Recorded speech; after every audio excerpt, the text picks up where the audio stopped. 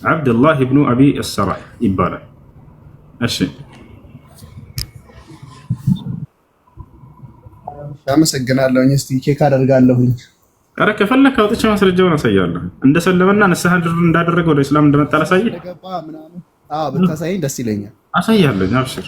እንደገባ ምናምን አላውቅም። ማንኛውም ነገር ተናግሬ እዚህ ማስረጃ ፈልጋለሁኝ አውጣ ብላችሁ ማስቆም ትችላላችሁ። ወደ እስልምና እንደተመለሰ አሳይ።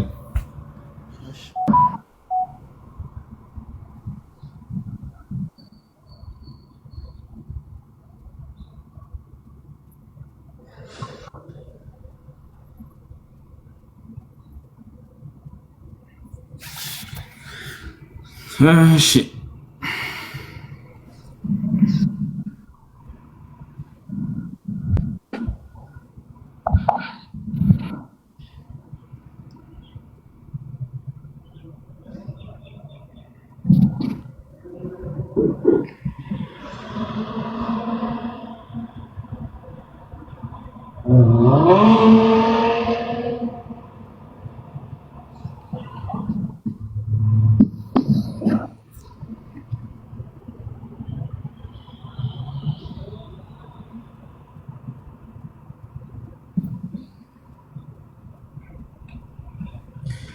እሺ እሺ እሺ እሺ እሺ እሺ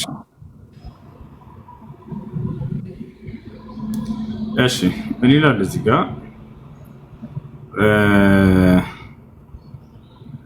أما الأول فهو عبد الله بن أبي السرح أبو يحيى القرشي العامري أخو عثمان بن عفان من الرضاعة وكان النبي صلى الله عليه وسلم قد أهدر دمه ثم استأمنه له عثمان بن عفان فأمنه النبي صلى الله عليه وسلم وأسلم وحسن إسلامه.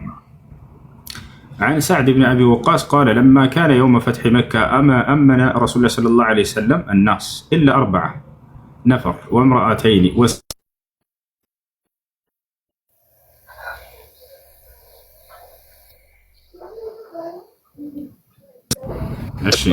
እሺ يرتع تقارط نبر ماشي حتى أوقفه على رسول الله صلى الله عليه وسلم فقال يا نبي الله بايع عبد الله فرفع رأسه فنظر إليه 3 كل ذلك يأبى فبايعه بعد 3 ثم أقبل على أصحابه فقال ما كان فيكم رجل رشيد يقوم إلى هذا خبيث رآني يعني كففت يدي عن بيعته فيقتله فقالوا ما ندري يا رسول الله الشيء كذا وقد ولاه عثمان رضي الله عنه على مصر وهو الذي قاد معركة ذات الصواري وقد غزا إفريقيا ففتح كثيرا من مدنها واعتزل فتنة علي ومعاوية رضي الله عنهما ثم خرج إلى الرملة. الشيء ورسل الناس نتملسا الناس قالوا سيء.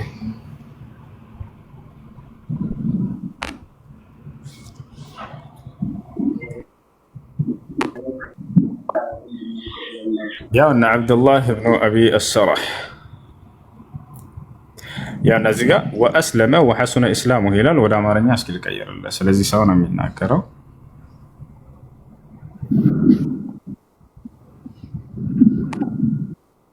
يا نزقة التيار سلزي سونا يا مجمرة والسوء عبد الله بن سعد بن أبي السرح يبالا أبو يحيى القرشي الأميري يا عثمان بن عفان ያሳዳጊ ወንድም ይላል። ያሳዳጊ ወንድም የጥቢ ወንድም ለማለት ነው።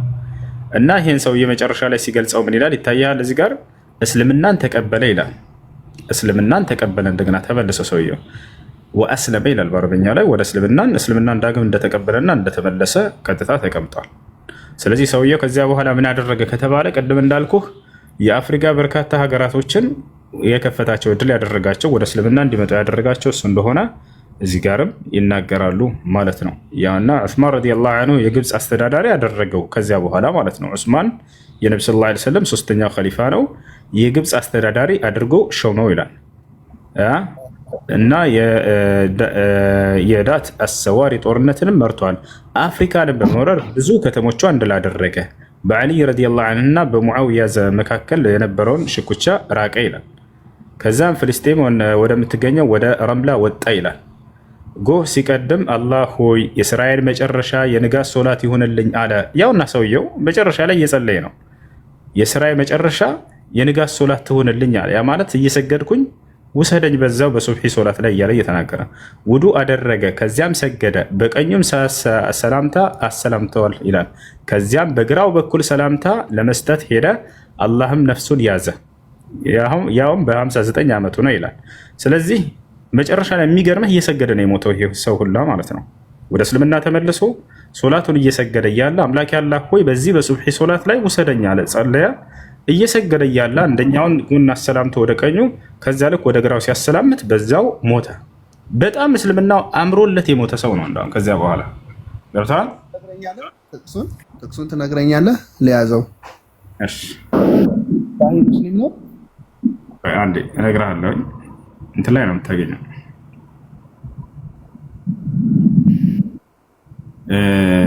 እሺ አልኢሳባ ፊ ተምይዝ ሰሓባ የሚል መጽሐፍ ነው። እሱ ላይ ነው የምታገኘው።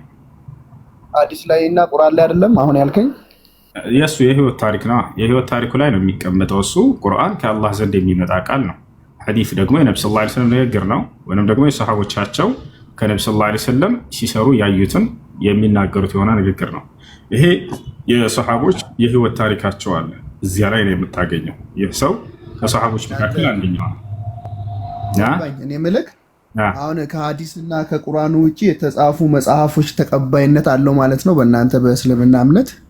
ከቁርአን እና ይሄ የሰሃቦች ታሪክ ነው እያልኩህ እኮ ነው። አሁን የሰሃቦች ታሪክ ለምሳሌ የነቢዩ መሐመድ ሰለላሁ ዐለይሂ ወሰለም ሰሃቦች አሉ አይደለ?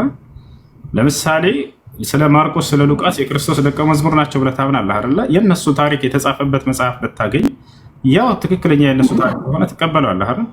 ከዛሊክ ልክ እንዲሁ ማለት ነው ስለ አንድ ግለሰብ ስለ ቁርአን ጸሐፊዎች ታሪክ የተጻፈበት ነው። ይታወቃል አይደለ? የሰሃቦች ታሪክ ይላል መጽሐፍ ራሱ።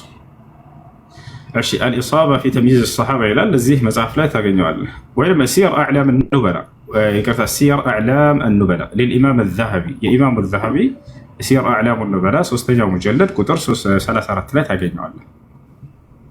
እሺ ሲየር አዕላም አልኑበላ። አንድ የመጨረሻ ጥያቄ ልጠይቅህ እና ሌላ ጊዜ ጥሩ ነው የመለስክልኝ መልስ። ትንሽ አሁን ቅር ያለኝ ከቁርአን እና ከሐዲስ ውጪ ከሆነ መጽሐፍ ስለመለስክልኝ ነው። ግን ያው እኔ አላቅም ስለ እንትኑ ያው ሊኖር ይችላል እንዲህ ከቁርአን እና ከሐዲስ ጋር ተያይዞ አሁን በእኛም አለ መጽሐፎች አሉ ማብራሪያ። እሺ ቀጥልሽ እና እንትን ክርስቶስ አምላክ ነው ተብሎ እኮ ተጽፏል ቁርአናችሁ ላይ። ለዚህ ታስረዳ ማብራሪያ ስጠኛለህ? ክርስቶስ አምላክ አለኝ እያለ ነው ጌታ አለኝ እያለ እንጂ ቁርአን ላይ የተጻፈው አምላክ ነው ተብሎ አልተጻፈም። እሺ ላይ ዳይሬክት አይደለም የተጻፈው። ምን ይላል መሰለ ቁርአናችሁ ላይ ምን ይላል መሰለ? ደጃልን ታውቀዋለህ አይደል? ደጃል ማለት እንትን ነው፣ ጸረ አላህ ነው አይደል? ደጃል ማለት ሰው ያስነሳል፣ ጸረ አላህ ነው አይደል? አይደለም? ስለዚህ ቁርአን ላይ ምን ይላል? እዚህ ጋር አንድ ነገር እንዳው ልጨምርላችሁ ልጆች። እሺ እዚህ ጋር ልጨምርላችሁ ምን ይላል? አንድ ከይቅርታ ጋር ከቅድሙ ጋር የተያያዘ ስለሆነ ሌሎች ልጆችም ቢሰሙት ምን ይላል?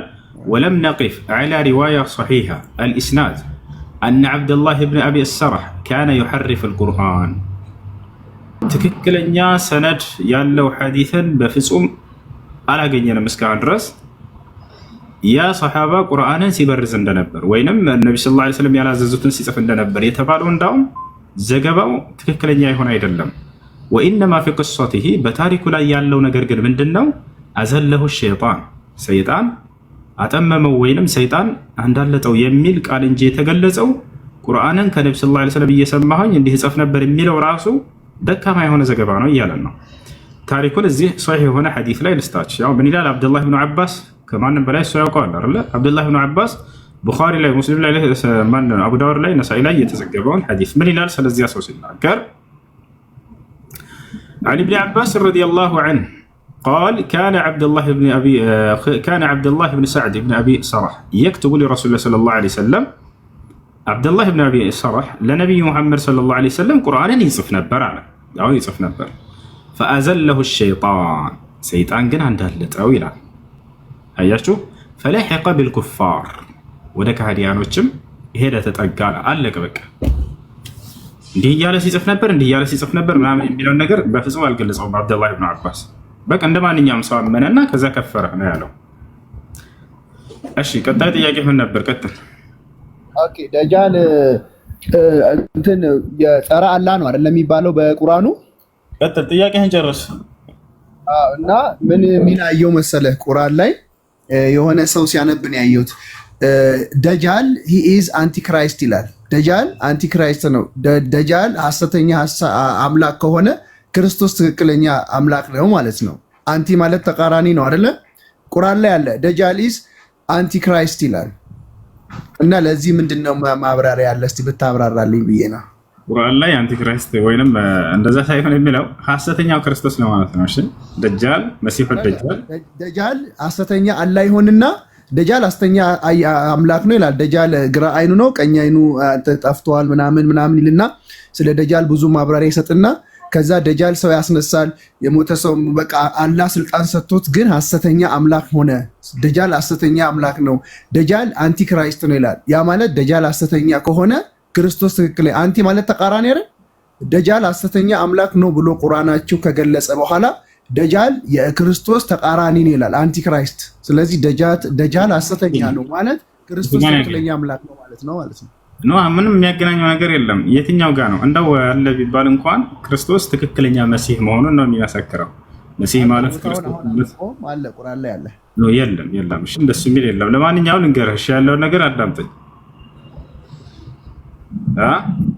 ታዳምጣለህ? ስለሱ ስያሜው ምንድነው? ማን ተብሎ ይጠራል ከተባለ ያ አካል ያኒ መሲሁ ደጃል ተብሎ ይጠራል። ደጃል ማለት ውሸታም ሐሰተኛ ማለት ነው። ገብቶሃል? ሐሰተኛው መሲህ እያሉ ነብዩ ሰለላሁ ዐለይሂ ወሰለም ይጠሩታል። ማንን? ያን መጨረሻ ዘመን ላይ የሚነሳው መሲሁን ማለት ነው። ሐሰተኛው መሲህ ብለው ይጠሩታል። ለምንድን ነው ሐሰተኛ ብለው መለየት ያስፈልጋቸው ነብዩ ሰለላሁ ዐለይሂ ወሰለም? ምክንያቱም እውነተኛው መሲህ ስላለ ነው። እውነተኛው መሲህ ማን ነው ከተባለ የድንግል ማርያም ልጅ ያ ነው። እውነተኛው መሲህ እርሱ ነው። ከዛ እንዲለይ ዘንድ ነብዩ ሰለላሁ ዐለይሂ ወሰለም ያ ግን ሐሰተኛው መሲህ ነው ብለው ገለጹት። ይታል አይደለ? ሐሰተኛ የሚለው የተጨመረበት እውነተኛ ሌላ መሲህ ስላለ ነው። እንግዲህ አይሁዲዎች ናቸው መጀመሪያ የሚቀበሉት። የሚገርማቸው ስለ ሐሰተኛው መሲህ ሲናገሩ ነብዩ ሰለላሁ ዐለይሂ ወሰለም አይሁዲዎች እስከ ዘመኑ ፍጻሜ ድረስ መሲሁ አልመጣም ብለው እንደሚጠብቁ ነግረውናል። ነብዩ ሰለላሁ ዐለይሂ ወሰለም መሲሁ ይመጣልናል ብለው እየጠበቁ ነው። አሁንም እየጠበቁ ነው። እውነተኛው መሲህ መጥቶላቸው አንቀበልም ብለዋል። ተመልከቱ፣ ዒሳ ዐለይሂ ሰላም። ነገር ግን እስከ ዘመኑ ፍጻሜ ድረስ መሲሁ ይመጣል ብለው ይጠብቃሉ አይሁዶች። ከዚያ ልክ ሲነሳ ጊዜ ደጃል ሐሰተኛው መሲህም ሲነሳ ለእኛ ቃል የተገባው መሲህ ይሄ ነው ብለው አምነው ይቀበሉታል አይሁዶች። እዛን ያሉ ማስረጃ ቃል ነቢይ ሰለላሁ ዐለይሂ ወሰለም የኽሩጁ ደጃል ምን አርድ ኹራሳን ፈየትበዕሁ 70,000 የሁዲ ወዐላ ሩኡሲሂም ጠያሊስ። ነቢዩ ሰለላሁ ዐለይሂ ወሰለም ምን አሉ? የዘመኑ ፍጻሜ ከመድረሱ በፊት ሐሰተኛው መሲህ ከኹራሳን ሀገር ይነሳል አሉ።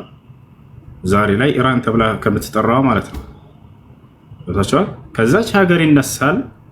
የዛኔም 70,000 አይሁዲዎች ይከተሉታል። በራሳቸው ላይ የጦር ልብስ አላቸው አሉ። አይተሃል? እንደዚህ ወታደሮች የሆነች ብረት ነገር ራሳቸው ላይ የሚያደርጓት ያችን ገለጹ ነብዩ ሰለላሁ ዐለይሂ ወሰለም። ሰራዊት ሆኖ እንደሚከተሉት ለመግለጽ ነው ነብዩ ሰለላሁ ዐለይሂ ወሰለም። እና አይሁዲዎች እንደመጣ በቃ ለእኛ ቃል የተገባው መሲህ ነው ይላሉ። ለምን እውነተኛውን መሲህ ሳይቀበሉ ቀሩ? ያኛውን ግን ለምን ተቀበሉት? ምክንያቱም ያ በሚነሳ ጊዜ እኔ የዓለም ገዢ ነኝ ብሎ ነው የሚነሳላቸው። አይሁዲዎች ሲጠብቁ የነበረው ምን አይነት መሲህ እንደሆነ ታውቃላችሁ? ካሉበት ቅኝ ግዛት ነፃ አውጥቷቸው እንደቀደሙት እንደለመዱት እንደነ ሙሴና እንደነ ሰለሞን እንደነ ዳዊት ንግስናን የሚያቆናጥጣቸውን መሲህ ነበር የጠበቁት። ምድራዊ መንግስትን የሚያቆናጥጣቸውን ነበር የፈለጉት። የማርያም ልጅ ግን ዒሳ ሲመጣ ጊዜ ስለ ምድራዊ ስልጣን አልነበር የሚያወራቸው፣ ስለ ሰማያዊ ስልጣን ነበር። ለምን ይመስላችኋል? ዝም ብሎ በከንቱ አይደለም። በመንግስተ ሰማያት እያለ ሲገልጽላቸው የነበረው በሰማይ ላይ ስለሚወርሱት ዓለም ነው በደጋግሞ የሚነግራቸው። እርሱ ስለ ምድራዊ ስልጣን ሊሰብካቸው አልበጣም ነበር። እነሱ ግን ሲጠብቁ የነበሩት እንደለመዱት እንደነ ሙሴ እንደነ ሰለሞን እንደነ ዳዊት እንደነ ሳሙኤል ይሄንን ምድራዊ ስልጣንን የሚያቆናጥጧቸውና የበላይ የሚያደርጓቸውን ነበር። ሲያዩት መሲሁ ስለ ቀጣይ ዓለም ብቻ የሚሰብካቸው። አንተነህ ቃል የተገባህ አንተነህ ክርስቶስ አንተነህ መሲሁ እያሉ ይሳለቁበት ሁላ ነበረ። አላህ በቁርአን ላይ ወቀውሊህም ቢና ቀተልነ ልመሲህ ክርስቶስ እያሉ ሲሳለቁበት እንደነበረ ሁሉ ይነግረናል። አያቸው አይደል? መጨረሻው እንደገና እሱን አንቀበልም አሉ። አምላክ አላህ ሱብሓነሁ ወተዓላ አዳነው። ሊገሉትና ሊሰቅሉት ሁሉ ፈለጉ።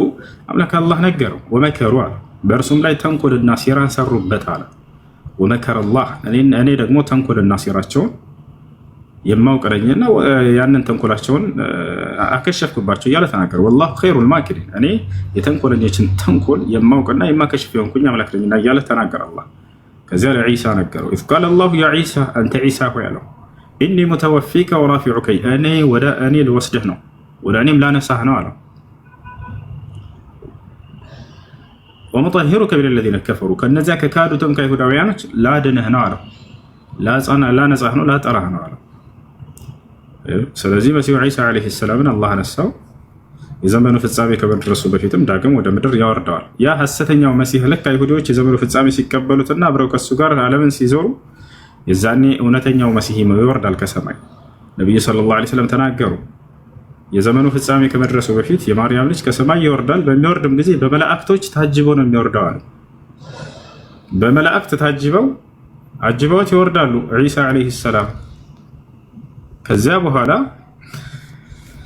ይወርዳል። ያንን ሐሰተኛውን መሲህ ይገለዋል። ሐሰተኛውን መሲህ ይገድለዋል። ገብታችኋል? ይሄን የሚያው ሲወርድ ጊዜ በምስራቅ ደማስቆ ይወርዳል። ከዚያ በኋላ ወደ ኢየሩሳሌም ቀጥታ ይመጣል። ወደ ኢየሩሳሌም ይመጣል አሉ ነብዩ ሰለላሁ ዐለይሂ ወሰለም፣ ወደ ቤተል መቅደስ። ከዛ ቤተ መቅደስ ማለት ነው። እዛ ይመጣል። እናንተም ልትሰግዱ ስትሉ ይደርስባቸዋል አሉ ነብዩ ሰለላሁ ዐለይሂ ወሰለም። የዛን ልክ ኢቃም እንደተደረገ ምናምን ይደርሳል። ልክ በጊዜው ያለው መሪያችሁም ተቀደም ያ ዒሳ ወሰሊ ቢና ይለዋል። አንተ ዒሳ ሆይ ተቀድመህ ሂድና ስግደን ይለዋል።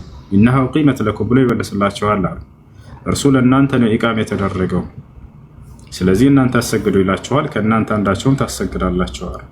የሚገርማቸው ይሄንን ትንቢት እየነገሩን እያሉ ስለ ወደፊቱ ስለ መሲሁ ስለመምጣት መልሰው ስለ ራሳቸው ጉዳይ እዛው አስገቡና ምን አሉ? መን አድረከ ሚንኩም ዒሳ ብን መርየም ፈልየቅረእሁ ሚኒ የሰላም አሉ። አደራ የዛኔ ከእናንተ የማርያምን ልጅ መሲሁን የሚያገኝ የእኔን ሰላምታ ያድርስለት ብለው ተናገሩ። ወሃዛ የዱሉ ዐላ መሐበቲህ፣ ምን ያክል እንደሚወዱት ያሳያል። ይመጣል በመካከላችሁ መሲሁ ብለው ትንቢትን ሲነግሩን ጊዜ አደራ የእኛ ነቢይ ሰላም ብለውሃል ብላችሁ የዛኔ ማድረሱለት ከእኔ ብለው ተናግረዋል። ሁሉም ትውልድ ይጠብቃል። መሲሁ በሚመጣ ጊዜ የእኛ ነቢይ ሰላም ብለውሃል ብለው ሊያደርስ ይሄን ቃል በትንቢታቸው ላይ ከሰፈረው መካከል አንደኛው ይሄ ነው። መጨረሻ ላይ ልክ ከሰገደ በኋላ ሰዎችም ሰግደው እንደጨረሱ ቀጥታ ይወጣል መሲሁ። ቀጣይ ስራው ምንድነው? ያን ሐሰተኛውን መሲህ ማጥፋት ነው ከምድር ገጽ ላይ።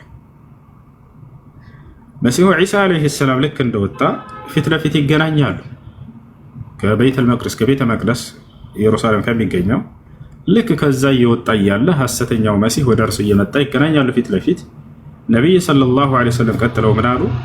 ልክ እንዳየውም ያውቀዋል አሉ። ሁለቱም ይተዋወቃሉ። ፈየህሩብ ለማምለጥ ይሞክራል ሐሰተኛው መሲህ አሉ። ፈየትበዑ ዒሳም ይከተለዋል አሉ። ወየቁሉ ለሁ ላ ተህሩብ ምኒ እነ ሊ ደርበተን ዐለይክ፣ ከእኔ አትሽሽ፣ ከእኔ አታምልጥ፣ እኔ በአንተ ላይ አንዲት ምታለችኝ የተወሰነችልኝ፣ ከዛች ልታመልጥ አትችልም ይለዋል። ከዛም ይከተለዋል። ፈየድሪቡሁ አሉ ነብዩ ሰለላሁ ዐለይሂ ወሰለም፣ አንዲት ምት ይመታዋል፣ ይገለዋል።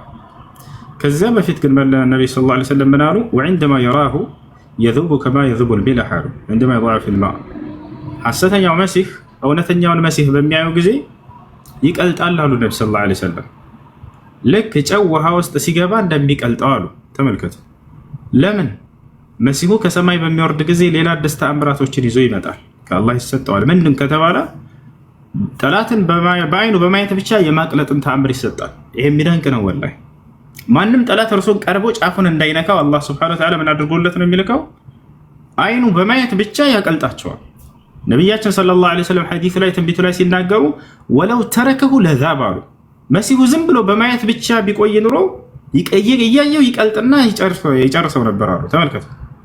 ወለው ተረከሁ ለዛብ፣ ዝም ብሎ ቢተወው ኑሮ ይቀልጥ ነበር፣ ግን በእጁ እንዲጠፋ ተወስኗልና ተከትሎ መሲሁ አንዲት ምት ብቻ መጥቶ ይገለዋል አሉ። መሲሁ ዒሳ ዓለይሂ ሰላምን ማንም ጫፉን እንዲነካው አያደርግም መምለክ አላህ ሱብሓነሁ ወተዓላ። የዛኔም ሲመጣ ጊዜ ይህን ተአምር ድንቅ ተአምር ሰጥቶት ነው የሚመጣው። የአይኑ እይታ ብቻ ጠላትን በማየት እንዲህ እያየ ነው እዛ ከጎን እንደዚህ ቅልጥልጥ ያደርጋቸዋል። ያ ብቻ አይደለም፣ ሌላም ተአምር ይሰጠዋል። ከዛልክ ልክ እንዲሁ ከአፉ የሚወጣው የአፉ ትንፋሽ እሱም ለጠላት እሳት ነው። ነቢያችን ሰለላሁ ዐለይሂ ወሰለም የአፉ ከአፉ የሚወጣውን ትንፋሽ የ100 እርምጃ ያክልንም ይርቃል ይሄዳል አሉ። እኛ ለምሳሌ ብንተነፍስ አንድ ስንዝር የምትርቅ አይመስለኝም ሁላ እያወራህ ማለት ነው። የእሱ ግን 100 እርምጃ ሁሉ ይመራቃለው። ያም ትንፋሹ ጠላትን የሚያጠፋ ነው አሉ። ዝም ብሎ የሚመለስ አይደለም። ይሄ ሁሉ እንክብካቤ ለምንድን ነው? መሲሁ ዒሳ ዐለይሂ ሰላምን አላህ ሱብሓነሁ ወተዓላ ስለሚወደው ነው። ይጠብቀዋል፣ ለጠላት አሳልፎ አይሰጠውም። ገብቷችኋል አይደል? አልተገደለም፣ አልተሰቀለምም። ወደፊትም ማንም ጫፉን እንዲነካው ያደርግም አላህ ሱብሓነሁ ወተዓላ። ይህ ነው። እሺ ጥያቄ ያለ ቀጥታ አሎ። ኦኬ፣ ሰላም ላንተ ይሁን። እሱ ሰላም ጸጋና ሰላም ይብዛልህ ፓስተር። ኦኬ፣ ሐዋርያት ሥራ 4:12 ላይ መዳን በሌላ በማንም የለም ይላል። እንድንድንበት ዘንድ የተሰጠን ስም የኢየሱስ ክርስቶስ ስም ነው። በሌላ በማንም የለም ማለት በሌላ በማንም የለም ማለት ነው። ዮሐንስ ወንጌል ምዕራፍ 12 ቁጥር 27 ኢየሱስ ክርስቶስ አድነኝ የሚለው አምላክ አለው። ለራሱ ራሱን ማዳን የማይችል ማዳን ይችላል ተብሏል ማለት አሁን አንተ መዳን የምትችለው ኢየሱስ ክርስቶስን በማመን ነው እንጂ ባለማመን አትችልም እኮ። ሰማን ይድናል ብለህ ያመጣው አካል ራሱን ማዳን አይችልም። አንደኛ እሱን ታምናለህ ወይ? ኢየሱስ ክርስቶስ አድነኝ እያለ የሚለምነው አምላክ ነበረው ወይስ አልነበረው? ይኸውልህ ኢየሱስ ክርስቶስን አንተ በማመን አንተ ኃጢአተኛ ነህ ወይስ ንጹህ ሰው ነህ? ሰማን። እሱን እኮ አልኩህ። አትሰማም እንዴ? ቃሉን እያነበብኩልህ ለምን አትሰማም? ኢየሱስ ክርስቶስ ምን አለ? አድነኝ እያለ የሚለምነው አምላክ እንደነበረው ይናገራል እያልኩ ነው። ዮሐንስ ወንጌል ምዕራፍ 12 ቁጥር 27 ላይ ኢየሱስ ክርስቶስ አባት ሆይ ነፍሴ ታውቃለች፣ እባክህን ከዚህ ሰዓት አድነኝ እያለ የሚለምነው አምላክ ነበረው። አድነኝ እያለ የሚለምነው ማን ነው? የሚለምነውስ ማን ነው? መልስ። ከዛ የኔ ፈቃድ ሳይሆን የአንተ ፈቃድ ይሁን ያለው ለአብ ለሰው ልጆች ለቤዛነት ነው። በጣም ጥሩ።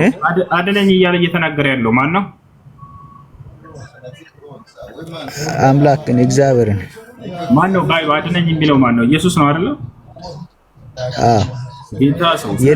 የኔ ፈቃድ ሳይሆን ያንተ ይሁን ያለው ለሰው ልጆች ለቤዛነት ነው አይደል? እንመጣለን። እሱ ያንተ እምነት ነው። ነገር ግን እዚህ ቦታ ላይ አድነኝ እያለ እየለመነ ያለው ማን ነው? ኢየሱስ ክርስቶስ። ማንን ነው አድነኝ እያለ ያለው? አምላኩን ነው አይደል? ለኢየሱስ አምላክ እንዳለ ታውቃለህ አይደል? የጌታ ሰው ያን ለምንድን ነው የኔ ፈቃድ ሳይሆን ያንተ ፈቃድ ይሁን ያለው? ለሰው ልጆች ለቤዛነት አይደለም ወይ ነው? ወደ ፈቃዱ እንሄዳለን፣ ችግር የለውም። አድነኝ የሚለው ማን ነው? አድነኝ እየተባለ የሚለመነው ማን ነው? አድነኝ የሚለው ኢየሱስ ነው አይደል? አድነኝ እያለ የሚለመነው ደግሞ ማን ነው?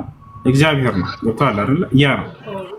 አሁን አንተ መዳን በሌላ በማንም የለም እያልክ የተናገርከውን ጥቅስ ላስረዳህ ስል መረዳት ትፈልጋለህ ፓስተር? ይኸውልህ በሌላ በማንም የለም ማለት አንተ መዳን በሌላ በማንም የለም ማለት በቃ ሌላ አካል ለሌላ አካል የመዳን መንገዱን እንዲናገር ለማንም እኮ አልተፈቀደም። ስለዚህ ኢየሱስ ክርስቶስን በማመን ብቻ ነው መዳን የሚቻለው። አየህ? እሺ፣ ስለዚህ እሱ አዳኝ ነው እያልክ ነው አይደል? ባጭሩ ፓስተር፣ አዎ አዳኝ ነው ኢየሱስ ክርስቶስ። ስለዚህ ሌላ እየሰማሁ ነኝ። በጣም ጥሩ። ኢየሱስ ክርስቶስን መድኃኒት ወይንም አዳኝ ያደረገው ማን ነው? አምላኩ ነው ወይንስ በራሱ ነው መድኃኒት የሆነውና የሚያድነው?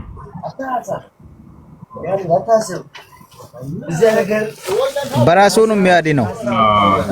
በራሱ አምላኩ ነው ይሄን ስልጣን የሰጠው። አምላኩ ነው መድኃኒት ያደረገው። ማስረጃ ልስጥህ።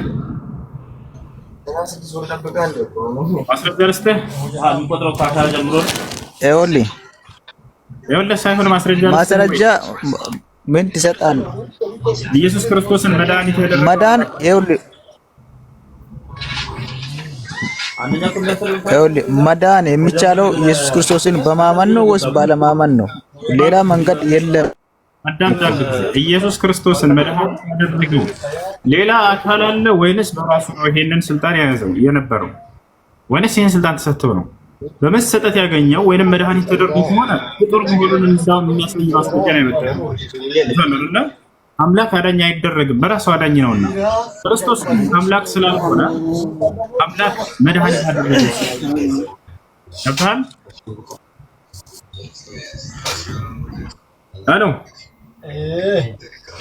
ይኸውልህ አይደለም የሰሞኑን የእግዚአብሔር ቃል የተጻፈው ሳይሆን የምናገረው የተጻፈው ለምንድን ነው ማዳሚ ነው እኮ የተጻፈው ነው። አንተ እኮ ነህ አላምንም ብዬ መድኃኒት ያደረገው ማን ነው ስልህ ማንም አላደረገውም በራሱ ነው አልከኝ። እኔ ማስረጃ ልስጥህ ወይ? መጽሐፍ ላይ መድኃኒት ያደረገው አምላኩ ነው። ማስረጃ ልስጥህ? እንደዚህ አይነት እንትን የለ። ይኸውልህ ላሳይህ በቃ የለም ካልኩ እኔ ደግሞ ላሳይህ ትፈልጋለህ? ጥቀሰው፣ ጥቅሱን ችግር የለውም። አንተ ጥቀሰው ንገረው። እነግርሃለሁ። አንተ አዳምጠህ ነው አስር አንድ ላውጣለሁ።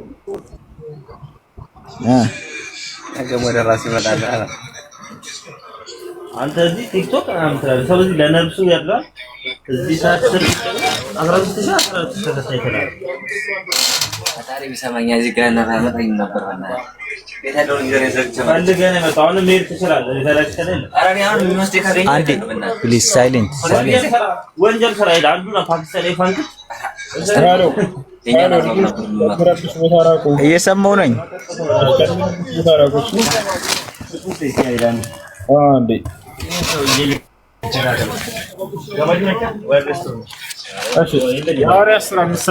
ኦኬ ደረስከው?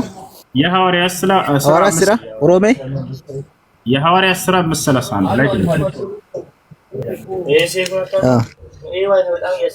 የሐዋርያት ሥራ 5:31 እሺ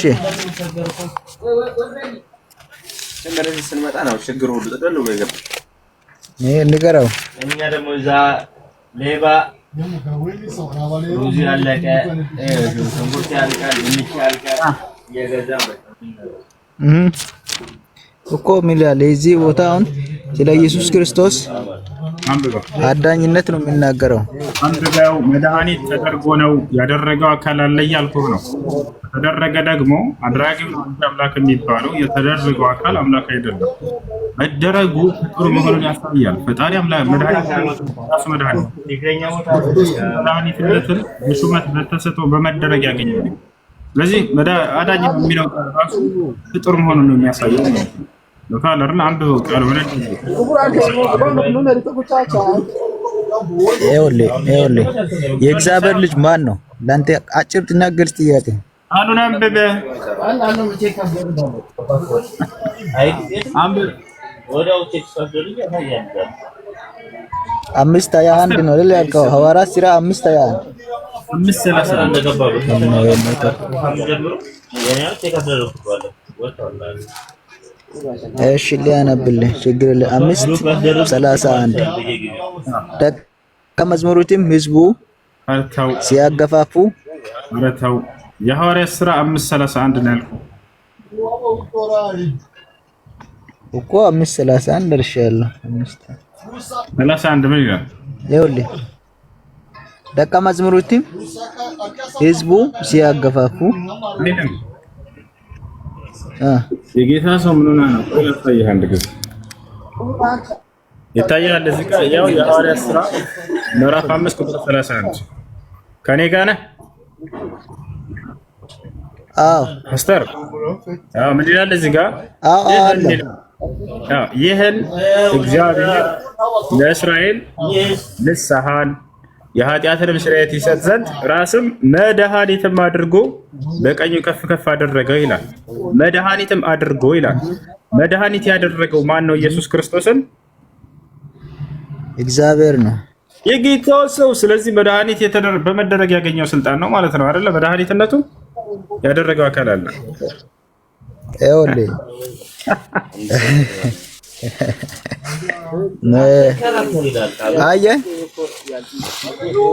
አየህ የእግዚአብሔር ልጅ ማን ነው?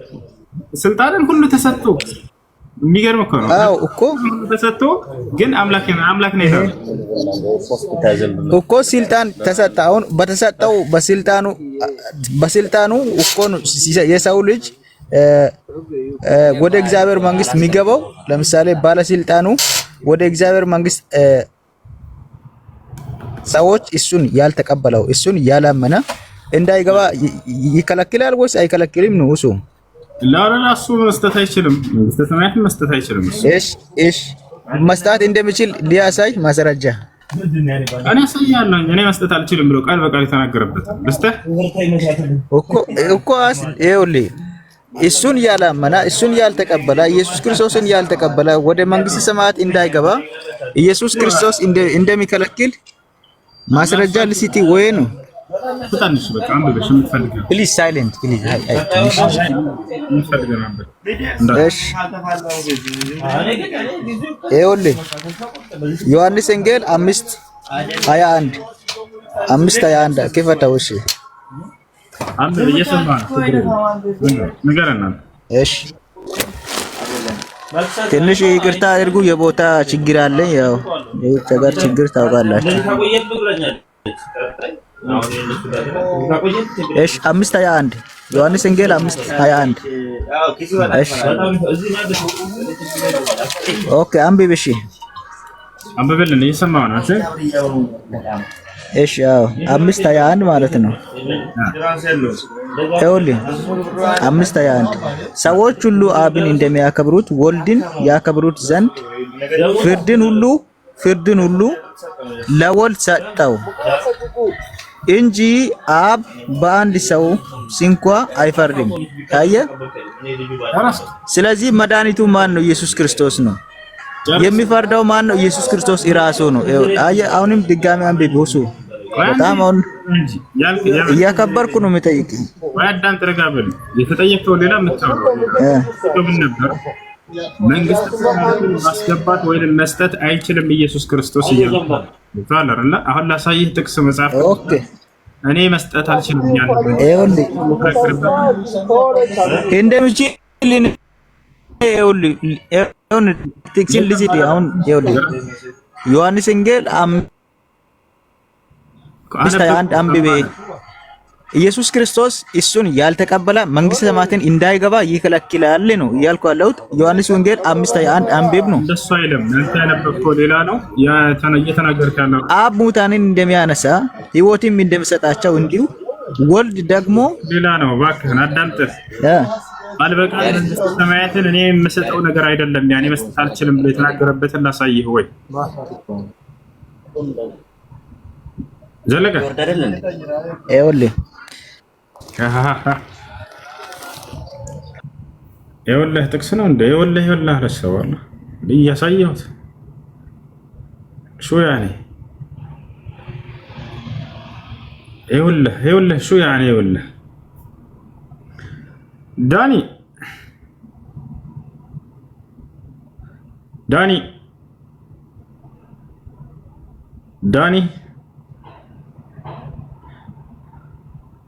እሺ ችግር የለውም። አለፈው በቃ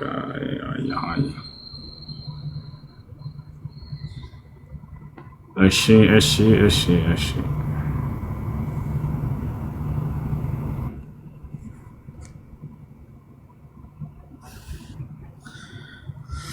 ያ ሰላም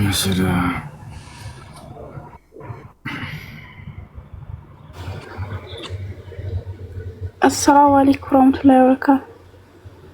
ወአለይኩም ሰላም ወራህመቱላሂ ወበረካቱ። እሺ እንዴት ነህ?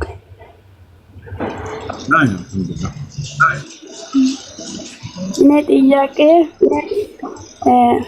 እኛ ሴቶች መርከዝ ውስጥ ቁርአን መቅራት አንችልም? አሁን ስታር ማለት ነው። ማን ጋር ነው የሚረብሽ ድምጽ ያለው? ማን ጋር ነው የሚረብሽ ድምጽ? እሺ ምንድን ነው ያልሽው? ጥያቄሽ ልቀና እኛ ሴቶች መርከዝ ውስጥ ገብተን ቁርአን ማቅራት አንችልም። በወንድ ኡስታዝ ማለት ነው። የሴቶች መርከዝ እስካለ ድረስ በሴቶች መርከዝ ሄዳችሁ ቁሩ። ወንዶች ከሆኑ አስተማሪዎቹ ከግርዶሽ በስተጀርባ ሆነ ያስተምራሉ። ከግርዶሽ በስተጀርባ يقول الله سبحانه وتعالى وإذا سألتموهن متاعا فاسألوهن من وراء حجاب። ሴቶችን የሆነ መገልገያ ዕቃ መጠየቅ ብትፈልጉ ከግርዶሽ በስተጀርባ ጠይቋቸው እያሉ ይናገራሉ። ያን አይቻልም ነው እህት ይቻላል። ከግርዶሽ በስተጀርባ መስፈርቱን እየነገርኩሽ ነው። እሺ አይ ሁሉም አይቻልም ስል ሰምቼ ነው። ዝም በያቸው። ሽክራን ጀዛከላ ከረ በነቢያችን ሰለላሁ ዐለይሂ ወሰለም ጊዜ ሴቶች ሰላም አለይኩም ወአለይኩም ሰላም ወራህመቱላሂ ወበረካቱ። ልጆች ገስት ላይ ሰው አያሳየኝም። እንትን በሉ ተባረኩ። እሺ በል አንድ ጥያቄ አለ። ምን ይላል? አንድ ጥያቄ ትላንትና አንድ ጓደኛ እንትን ክርስቲያን ነው፣ ግን እሱ በግ አርዷል። ከዛ ይጥራል ነውና እዚህ ብሉ ይላል። ግን እሱ አይደለም አረደው፣ ሌላ ነው፣ ሙስሊም ልጅ ነው አረደ። ግን ያ ምግቡ ደግሞ እኔ ለእናንተ ምግብ ለእኛ አይፈቀድም፣ እናንተ ለባል ነው አረዳችሁ አልኩ። አንድ ጓደኛ ደግሞ እነሱ ሙስሊም ነው፣ እኔ ደግሞ አልበላም አልኩ። ያ ጓደኛ ደግሞ አረ ችግር የለም ምናምን አለና ከዛ በቃ ማታ እንትን ነው ተጣላን። እስቲ ይሄ ነገር እስቲ እንትን አድርግ ነው ተጣላችሁ። ማን አሸነፈ? አረ እኔ ለኛማ ለሙስሊሞች ለነሱ ለባል ብሎ መስሩ ምግብ ለኛ አይፈቀድም አልኩና እኔ እናንተ እንደፈለጋችሁ ሁኑ ብዬ ትቻለሁ ነው። ከዛ እነሱ ደግሞ እኔ ብቻ አደረጉኝ። እሺ ለማንኛውም በዓልን አስመልክቶ የተሰራ ከሆነ ይቻላል። በዓሉን አስመልክቶ የታረደ ከሆነ በዓሉ ውጭ ቢሆን ኖሮ ያረደው ሙስሊም ድረስ ወይንም ቢስሚላህ ተብሎ የታረደ እስከሆነ ድረስ ችግር የለም እና በዓሉን አስመልክቶ የተሰራ እስከሆነ ድረስ አይቻልም። እሺ ሃይ ጀዛከላህ።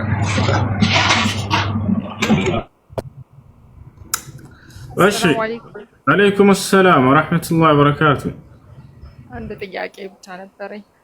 እሺ እንትን መስሪያ ቤት ላይ ከዲፓርትመንቶች ሁሉ የኛ ስራ ጫና ብዙ ስለሆነ ማለት ነው አለቆች ተነጋግረው ትርፍ ሰዓት ክፍያ ምናምን ተጨማሪ እንዲከፈለን ተደረገ፣ ለዛ ዲፓርትመንት ማለት ነው ሳንገባ። ይሄ ነገር እንዴት ይታያል ለማለት ነበር። በስጦታ መልክ ሰጥቷችሁ ነው ኃላፊዎቹ? ያው ተነጋግረው ስራ ጫና ስላለበት ትርፍ ሰዓት ኦቨርታይም ክፍያ ሳንገባ ማለት ነው ይሞላልናል። ያንን በእነሱ ስምምነት የተደረገ ከሆነ በስጦታ በሀዲያ መልክ ከሆነ እናንተ ትርፍ ስራ ስላለባችሁ ሌላ ተጨማሪ ስጦታ ሊያደርግላችሁ ችግር የለውም።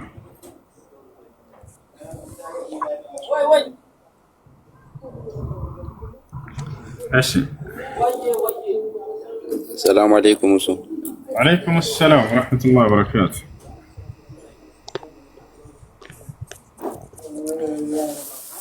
አንድ ሶስት ጥያቄ ነበረኝ ካላበዛው። እሺ አንደኛው እንትን ነው የሆነ ቤት ዘመድ ምናምን ሆኖ ሴቶችን ማለት ነው እናቶችን የሚዘየር ውዱ ያጠፋል ወይ የሚለው ነው። እናትን መዘየር የራስን እናት ኧረ አይደለም፣ ዘመድ ሆኖ እናቶችን ትላልቆችን ማለት ነው የልጅ እናት የሆኑ ዘመዶችን መዘየር። እሺ አጅነቢ እስከሆነ ድረስ አይቻልም፣ መዘየር አይፈቀድም። በአየር ላይ ሰላም አለይኩም በላቸው እንጂ አይሆንም። ነቢያችን ሰለላሁ ዐለይሂ ወሰለም ሐዲስ ላይ እኒ ላ ኡሳፊሁ ኒሳ ብለዋል። እኔ ሴትን አልጨብጥም ብለዋል። አይቻልም። ወደ ነቢያችን ሰለላሁ ዐለይሂ ወሰለም ጋር የመጡ ሴቶች ለሙባያ ቃል ኪዳን ለመፈጸም ከእርሳቸው ጋር ሰሃቦች ወንዶች እየመጡ እጃቸውን እየጨበጡ ሻሃዳ እየያዙ ሲሄዱ እርሳቸው ቃል እየገቡ ሲሄዱ ሴቶች በሚመጡ ጊዜ በአየር ላይ ነበር እኒ ላ ኡሳፊሁ ኒሳ አሏቸው። እኔ ግን ባል ሴትን አልጨብጥም እና እዚያው በአየር ላይ ቃል ግቡ አሏቸው። ቃል ገቡ። ያ አዩሃ ነቢዩ ኢዛ ጃአኩም ሙእሚናት إذا جاءك المؤمنات يبايعنك على أن لا يشركن بالله شيئا ولا يسرقن ولا يزنين ولا يقتلن أولادهن ولا يأتين ببهتان يفترينه بين أيديهن وأرجلهن ولا يعصينك في معروف فبايعهن ይላል። ሙባይዓ አድርግላቸው እያለ ስለ ሴቶች ሲናገር ሐዲስ ላይ ይህንን ሷሃቦች ሲገልጹ በአየር ላይ ነበር ያደረጉላቸው። እዚያም ምን አሉ? ኢኒ ላ ኡሳፊሁ ኒሳአ እኔ ባዕድ ሴትን አልጨብጥምና ስለዚህ ትላልቅ ናቸው ምናምን ብሎ ሂሳብ አይቻልም።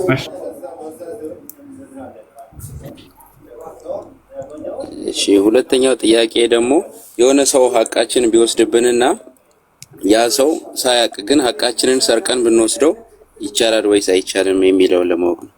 እሺ አንድ ሰው ሐቃቸውን ወስዶባችሁ በትክክለኛው መንገድ እንዲመልስላችሁ ጠይቁት። መጀመሪያ በሰላማዊ መንገድ ጠብ ሳይፈጠር ምናምን እንዲመልስላችሁ ጠይቁት። ከመለሰስ አልመልስም ካለ ግን እሱ በማያውቅበት መውሰድ እንችላለን ወይ? አዎ ትችላላችሁ። በእናንተ ላይ አደጋ እንደማያደርስ እርግጠኛ ሆኑ። ሌላ የሚመጣ ከሆነ ሰውየው እናንተን በሌላ አደጋ የሚጥላችሁ ከሆነ ከህይወታችሁ በላይ ነገር ግን ከሱ ያንን ሳትጨምሩ ሐቃችሁን ወስዱ ወንጀል አይሆንም። በነቢያችን ሰለላሁ ዐለይሂ ወሰለም ጊዜ ማስረጃ ውስጥ جاءت هند بنت عتبة إلى النبي صلى الله عليه وسلم وهي زوجة أبو سفيان بن حرب قالت يا رسول الله إن أبا سفيان رجل شحيح ولا يعطيني ما يكفيني وما يكفي لأولادي من القوت فماذا أفعل؟ فقال لها النبي صلى الله عليه وسلم خذي ما يكفيك وما يكفي لأولادك من القوت. هند بنت عتبة يا أبو سفيان ميست ولا النبي صلى الله عليه وسلم قالت طيقت أنت الله ملك تنجاوز ባለቤቴ አቡ ሱፊያን ፋጣሪ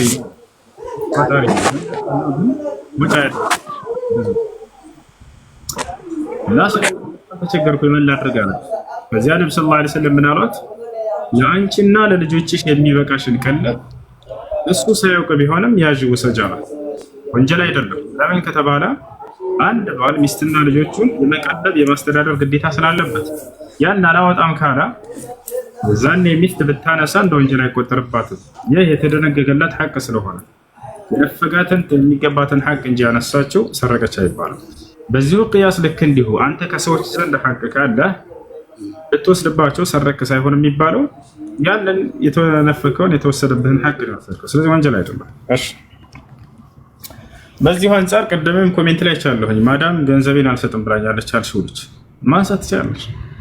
ሌላ ችግር የምፈጥርብሽ ከሆነ ግን ይቅርብሽ። ነገር ግን አደጋ ማታደርስብሽ ከሆነ ደሞዝሽ ነፍካሽ ከሆነ አልሰጥም ብላሽ የዛኔ እሷ በማታውቅበት መንገድ ማንሳት ትችላለሽ። ይሄ ስርቆት አይባልም። የእናንተን የተነፈጋችሁትን ሐቅ ነው ያስመልሳችሁት እና ያፈራችሁት። እሺ በል አሰላሙ አለይኩም ወራህመቱላህ። አለይኩም ሰላም ወራህመቱላህ ወበረካቱ። አንድ ጥያቄ ነበረኝ ኡስታዝ። እሺ ከላይ ሰርኬ ጥያቄ አለሽ? ሰርኬ ነው የሚለው። እሺ ቀጥሽ ኡስታዝ። አልሐምዱሊላህ እኛ ሴቶች ሰላም፣ እንዴት ነሽ? ደህና ናችሁ?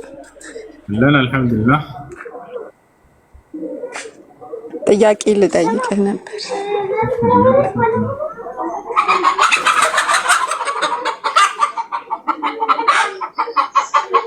ይቻላል?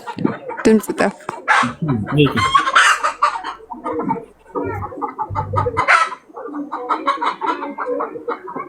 እሺ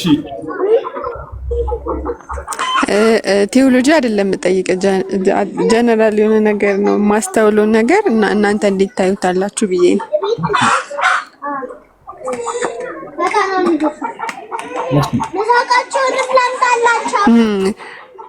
አዲስ አበባ አካባቢ ነው ያለሁት እና እኔ 22 አካባቢ ኡራኤል የሚባል ጸበል አለ እና ብዙ ሙስሊሞች ይጠቀሙታል።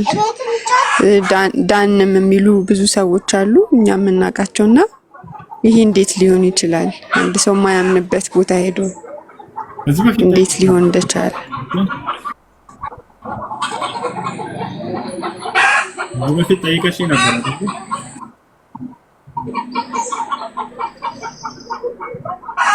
አሎ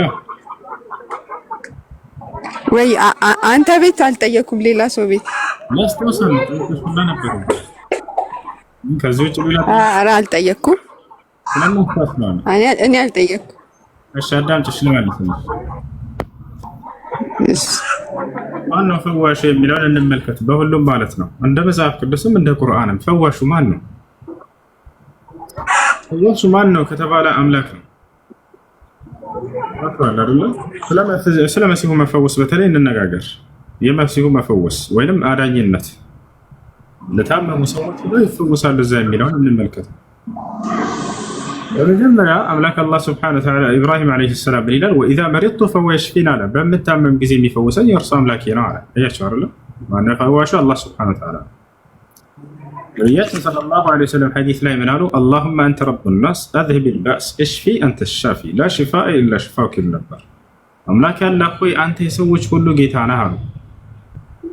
ከአንተ ፈውስ በስተቀር የማንም ፈውስ የለም፣ እባክህ ፈውሰን እያሉ ይናገሩ ነበር።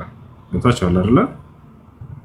ነገር ግን አምላክ አላህ ሱብሓነሁ ወተዓላ ይህን የመፈወስን ስልጣን ለነቢያቶቹ ይሰጣቸው ነበር። ገብቷችኋል? ነቢዩ ሰለላሁ ዐለይሂ ወሰለም ይህን ተአምር ተሰጥተዋል፣ ይፈውሱ ነበር። ዒሳም ይፈውስ ነበር በጊዜው መሲሁ። ገብቷችኋል? ነቢያችን ሰለላሁ ዐለይሂ ወሰለም ለምሳሌ ማየት የተሳነውን አካል ይፈውሱት ነበር። ከዕለታት አንድ ቀን ዓሊይ ብን አቢ ጣሊብ ማየት እንደተሳነው ነገሯቸው። ታሪኩ ረጅም ነው ታውቃላችሁ። የኸይበር ጦርነት ጊዜ ነው። አይነ ዓሊይ ብን አቢ ጣሊብ ብለው ጠየቁ። የት አለ ዓሊይ ብለው ሲጠይቁ ኢነሁ የሽተኪ ዐይነይህ ያ ረሱለላህ አላቸው። እርሱ አይኑን ታሞ ቤቱ ተቀምጧል እኮ አላቸው። ማየት ተስኖታል። የእቱኒ ቢሂ አሉ፣ አምጡልኝ እርሱን አሉ። ሊፈውሱት ነቢ ሰለላሁ ዐለይሂ ወሰለም። ፈኡትየ በይነ ረጁለይን፣ በሁለት ሰዎች መካከል እየተጎተተ መጣ። ፈበሰቀ ፊ ዐይነይህ ፈሹፊየ ከአን ለም የኩን ቢሂ ወጀዕ ወፊ ሪዋየቲን ኡኽራ ፈቡሪአ ከአን ለም የኩን ቢሂ ወጀዕ። ወደ ነቢያችን ሰለላሁ ዐለይሂ ወሰለም ዓሊይን አስጠጉና ወደ ራሳቸው በአይኖቹ መካከልም እትፍ አሉበት፣ ወዲያውም ተፈወሰ ይላሉ። ማን የፈወሰው? ነቢ ሰለላሁ ዐለይሂ ወሰለም። ይህን ተአምር አምላክ ለነቢያት ይሰጣቸዋል፣ የመፈወስን ተአምር። መሲሁም ዒሳ ዐለይሂ ሰላም በጊዜው ይፈውስ ነበር የታመሙ ሰዎችን። ገብቷቸዋል? ወደ እርሱ ዘንድ ማንኛውም በሽታ ይዘው አይመጡም ሰዎች ይፈውሳቸው ነበር። መሲሁ ምን ይላል? ወኡብሪኡ አለ፣ እፈውሳለሁ አለ። አልአክመሃ መናገር የማይችሉ ድዳዎችን፣ ወልአብረሳ ለምጽ ያለባቸውን ሰዎች። ስለዚህ አካላዊ በሽታ ያለባቸው ሰዎች ይመጣሉ። ጋኔን ሊሆን ይችላል። የተያዙ ሰዎችን የመፈወስን ተአምር ይሰጥ ነበር ነቢይ። ገብታችኋል? ይህን ተአምር ይሰጡ ነበር። ዛሬ ላይ የነቢዩ ሙሐመድ ሰለላሁ ዐለይሂ ወሰለም ትውልዶች ቁርአንን በመቅራት ሰውን ይፈውሳሉ፣ ከአጋንንት ያስወጣሉ ከሰው። እኛ ህፃን እያለን ይሄን የምናደርገው ነገር ነው። ግን ያን ያክል እንደዚህ የሚካበል አልመሰለንም ነበር። ለካ በክርስቲያኖች ዘንድ ይሄ ልክ ተአምር እንደ መስራት አድርገው ነው የሚያዩት። እኛ ሰፈሬ ብርቅ አይደለም። አንድ 10 ዓመት ሐፊዝ ልጅ የታመመ ሰው ላይ ሄደው እየቀረ ቁርአን ጅን ላይ እናስወጣ ነበር ህፃን እያለን። ወጣ ይሄ እንደ ተአምር ነው ለካ። እኛ ሰፈር ብርቅ አይደለም ይሄ ከሙስሊሞች ዘንድ ማለት ነው። እና ይህን ለነቢያት ይሰጣቸው ነበር አምላክ አላህ ሱብሓነሁ ወተዓላ፣ ይፈውሱ ነበር። ዮሴፍ የአባቱን አይን ማን ነው የፈወሰው? የያዕቆብን አይን ማን ነው የፈወሰለት? ታውቂያለሽ? ሰርኪ ዮሴፍ ነው የፈወሰለት። ወስራ اذهبوا بقميصي هذا فألقوه على وجه أبي يأتي بصيرا على وأتوني بأهلكم أجمعين. ይሄንን ልብሴን ቀሚሴን ይዛችሁ ሄዱና በአባቴ ፊት ላይ ወሩሩለት፣ አይኑም የሚመለስ ይሆናል እያለ ይነግራቸዋል። የሚያይም ሆኖ ይመለሳል። ወእቱኒ ቢአህሊኩም አጅመዒን፣ የዛኔ ይዛችሁት ነው ቤተሰቦችንም አምጧቸዋል። ፈለማ አንጃአ አልበሺሩ፣ አብሳሪውን በመጣ ጊዜ ወደ ያዕቆብ ጋር አልቃሁ ዐላ ወጅሂሂ፣ የዮሴፍን ቀሚስ ልብሱን በአባቱ ፊት ላይ ወረወረው። ፈርተደ በሲራ፣ የሚያይም ሆኖ አይኑ ተመለሰለት ይላል። ስለዚህ ነቢያቶች በሰው ላይ ያሉን በሽታዎች የመፈወስን ተአምር ይሰጣሉ። ይህ አዳኝነት አዳ ነው ከበሽታው። መሲሁም ዒሳ ዓለይሂ ሰላም በዘመኑ በተላከበት ጊዜ ሰዎችን ያድን ነበር። ቅድም እንደ ምሳሌ እንደጠቀስኩላችሁ ገብታችኋል። ያ እና ስለዚህ መሲሁ ዒሳ ዓለይሂ ሰላም ከአምላኩ ዘንድ የተሰጠው ስልጣን ነበር። ያ ዛሬ ላይስ መሲሁ ያድናል ወይ ከተባለ አላህ በምድር ላይ በነበረበት ጊዜ ያድን ነበር። ገብታችኋል አይደል? ዛሬ ላይ የሚያድነው ማን ነው ከተባለ የትኛውም የእምነት ባለቤት ጋር ብትሄድ፣ ሂንዱይዝም ሊሆን ይችላል፣ ቡድሂዝም፣ ሲታመሙ ማን ነው የሚፈውሳቸው? ያ አንዱ አምላክ አላህ ሱብሓነሁ ወተዓላ ነው። ሲራቡ ጊዜ የሚለግሳቸው እርሱ እንደሆነ ሁሉ፣ ሲጠሙ ጊዜ የሚለግሳቸው እርሱ እንደሆነ ሁሉ፣ ህይወትን የሰጣቸው እርሱ እንደሆነ ሁሉ፣ ገብታችኋል? የሚገድላቸው እርሱ እንደሆነ ሁሉ ልክ እንዲሁ ጤናንም የሚሰጣቸው እርሱ ነው። በሽታን የሚያስወግድላቸው እሱ ነው። ላ የጅልብ ነፍዕ ወላ የድፈዑ ደረር ኢለላህ ሱብሓነሁ ወተዓላ። የሚጠቅመን ነገር የሚያመጣ ማንም የለም ከአላህ በስተቀር፣ የሚጎዳን ነገር የሚከላከል የለም ከአላህ በስተቀር። ወላ የضر ወላ ينفع الا الله ከአላህ በስተቀር የሚጎዳና የሚጠቅመን ማንም የለም። ወታቸው አይደል?